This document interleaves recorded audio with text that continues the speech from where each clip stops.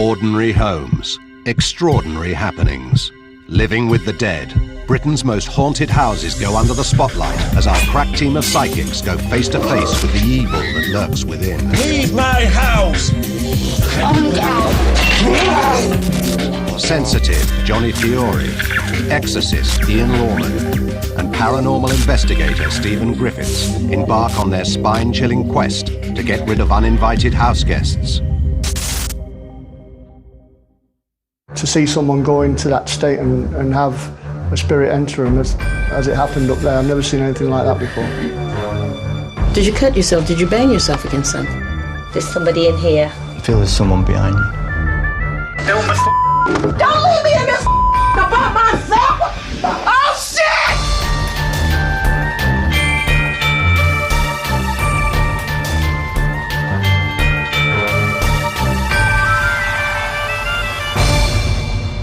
On the border between Yorkshire and Lancashire lie the picturesque moors of Saddleworth and an 18th century farmhouse belonging to Jean and Bob Thomas. After 11 years of sensing paranormal activity in their home, they've decided it's high time to call in the Living with the Dead team to investigate their property, which consists of several old cottages and barns knocked together. The part that we live in now was part cottage and part barn, and then a couple of years ago we bought the next cottage and added that to it as well, which has an entirely different feeling. We knocked both houses together, and when we finally knocked the whole together, it was like a different atmosphere coming through the hole. And when it was partially done, I couldn't leave the hole open. I had to block it up at night. It was weird. It was like two colours mixing. Can't explain it. These inexplicable feelings have also been sensed by Jean's brother John and his partner Nikki. You just feel that there's something here as soon as you're walking up to the house. This house makes me feel really uncomfortable to be in it alone. So what exactly have Jean and Bob sensed in the house? We started experiencing things in the middle of the night, people walking up and down the hallway, walking around the bathroom in what we thought was high heel shoes. And it was the loudest footsteps you'd ever hear. There's nobody else in the house, and we both heard it, plain as day. Jean's mother has also experienced strange goings-on when she's come to visit. My mum came and I said, well, use my bedroom. She likes nice calming bedroom and everything. And she said a couple of times she woke up in the middle of the night and the music box was playing just on its own. And in the same room, she woke up to find a man stood watching her. She said, I just felt something in the room. I opened my eyes and there was just a figure of a man stood there. The claims of paranormal activity aren't only limited to the bedroom, but are also believed to exist elsewhere in the house. One morning, I was on my own in the kitchen and I just felt some little tugs on the back of my trousers that gave me an instant feeling that it was a child. When they reach up to mum and they sort of go like that, don't they? And that's happened to me, I would say, only 3 times, 4 times in all that time. Bob has also felt a presence in the kitchen, but of a different spirit. And one time I actually saw somebody, a reflection.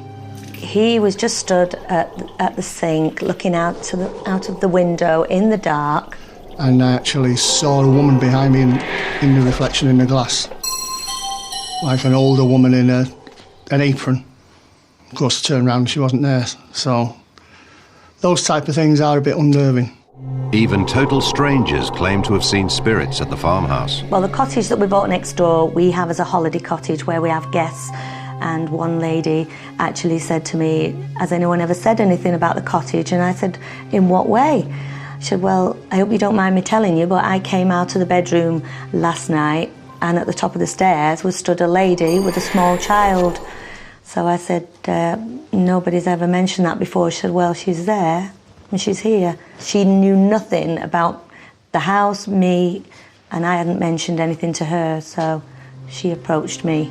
One particular experience in the holiday cottage stands out for Jean. One very, I would say, sinister incident was my brother and his wife were staying in there. Got up in the morning, had a shower, checked the back of my leg, it was burning a little bit. I had 3 scratches on the back of my leg. Shouted me in and told me to look at the scratches that was actually just on the side of her leg here, which were like 3 prongs, basically, of like a meat skewer of some kind. When I saw the scratches, I was actually quite scared because there was no explanation for the scratches to be there, and there were like 3 curls like that, right round like that came up onto my leg. After the scratches, we left that night. I've not stayed here or been in this house on my own since. With various entities believed to be living in the farmhouse, what does Jean want from this investigation? I would love to know who's living here with me and who scratched my sister-in-law. I'd like to get to the bottom of who these spirits are, what period they're from, if they exist at all. Maybe try and find out where I got my scratches from, but very scary. Very scared indeed. In order to help, the Living with the Dead team must first spend the night alone at the farmhouse in search of any supernatural activity. As Jean and Bob move out for the evening, the team moves in. First to arrive is paranormal investigator Stephen Griffiths. You can imagine that people think this place is haunted by the claustrophobia of the room, the isolation of the location, and the creaking of the floorboards. Stephen takes readings from around the house, but he can't find anything out of the ordinary. There's nothing unusual about any EMF readings or any eye temperatures anywhere or cold spots. It's quite a warm house, actually.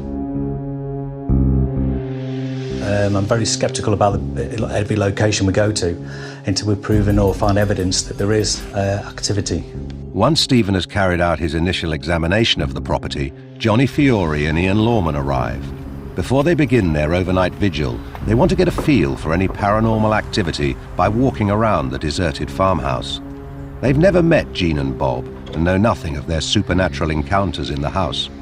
As they enter the kitchen, Johnny hears a noise. Did you hear that?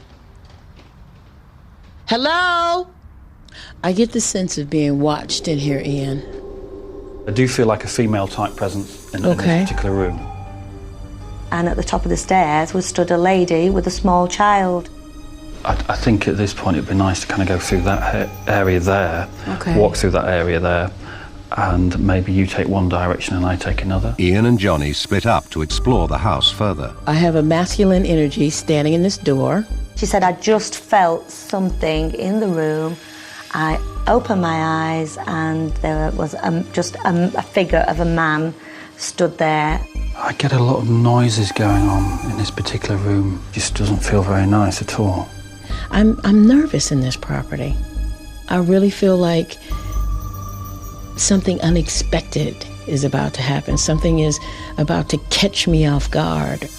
Johnny rejoins Ian in the bedroom of the holiday cottage and takes an instant dislike to the room. I don't want to sleep in here. I don't even want to be in here. I kind of feel female energy here, but not nice female energy. And I actually saw a woman behind me in the reflection in the glass, like an older woman in an apron. Now my ears have gone funny. My ears have gone all funny. Getting